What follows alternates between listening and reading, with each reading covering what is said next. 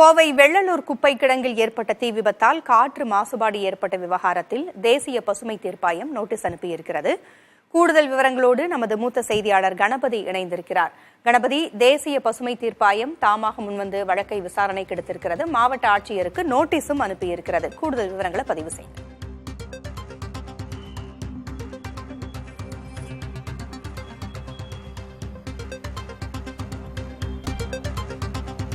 தேசிய பசுமை தீர்ப்பாயம் இந்த விவகாரத்தை சுற்றுச்சூழல் விதிகளை மீறும் செயலாக கருதுவதால் தான் தானாகவே முன்வந்து வழக்கு பதிவு செய்திருக்கிறது.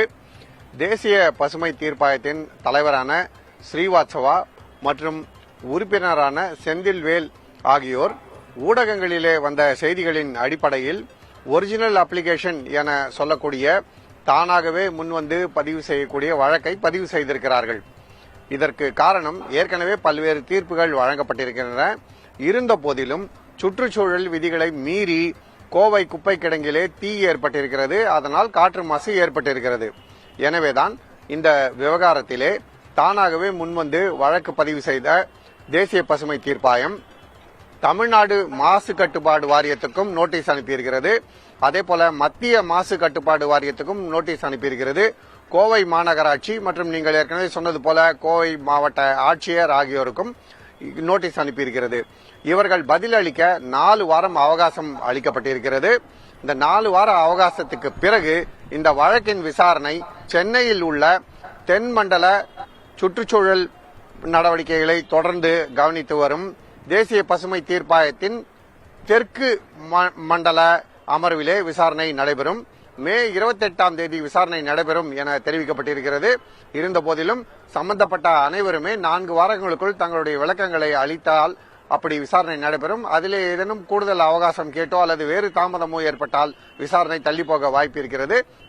ஆனால் இந்த விவகாரத்தை முன்னுரிமை அளித்து விசாரணை நடத்த வேண்டும் என தேசிய பசுமை தீர்ப்பாயம் விரும்புகிறது. ஆகவேதான் தானாகவே அனைத்து நடவடிக்கைகளையும் எடுத்து விசாரணையை தென்மண்டல பசுமை தீர்ப்பாயத்துக்கு அனுப்பியிருக்கிறது. இப்படி தானாக வழக்கு பதிவு செய்ய தேசிய பசுமை தீர்ப்பாயத்துக்கு அதிகாரம் இருக்கிறது என அந்த உத்தரவிலே குறிப்பிடப்பட்டிருக்கிறது. மேலும் ஒரு உச்சநீதிமன்ற தீர்ப்பே அதை உறுதி செய்திருக்கிறது என்பதையும் தேசிய பசுமை தீர்ப்பாயம் குறிப்பிட்டிருக்கிறது.